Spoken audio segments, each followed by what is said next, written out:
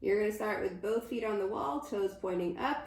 Have a neutral space in your back and feel your tailbone on the floor before you do anything. That way you have a nice starting point to work from. So with the toes pointing forward, make sure that each foot is in line with each hip and each knee and each hip socket. So not too wide, not too close together.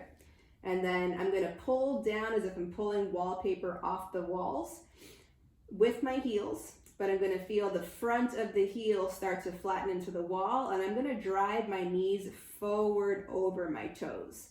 So watch my hips as that starts to happen. I'm going to pull down with my heels. My knees are going to go forward over my toes. I'm going to think about the arches kind of flattening into the wall.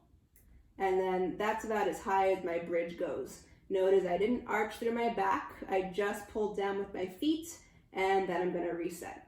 This is about the furthest away that I would go from the wall if you have very limited hip flexion. If you have more hip flexion and you're able to go a little bit further, then we're going to go closer to 90 degrees. Just watch for my notes and I'll let you know. So both feet to start. If you're feeling good with both feet, you're going to be doing this single leg. So start with the neutral curve in your back, feel your tailbone on the floor.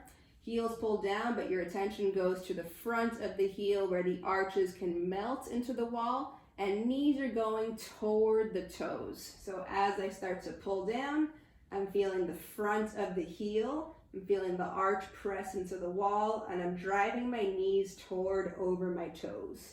That's about as high as I go, and then I'm going to slowly peel back down. That way you keep your ribs anchored to your hips. So once you're at the top, what I don't want to see is for the ribs to stay up and for the hips to come down. I want the ribs to stay anchored the whole time. So it's a peeling up off the floor, and then it is a peeling back down onto the floor. Single leg is the same thing. Take one foot off. Drive that knee toward the toes. Heels are still pulling down, and then you're going to let your back peel back onto the floor. One more time. Knees going toward the toes. Weight is in the front of the heel pulling down on the wall. Go until you can't go anymore, and then slowly come back down. It should feel like a lot more hamstring, maybe a little bit of the bottom of the butt cheek, but it's mainly coming from the back of the thigh.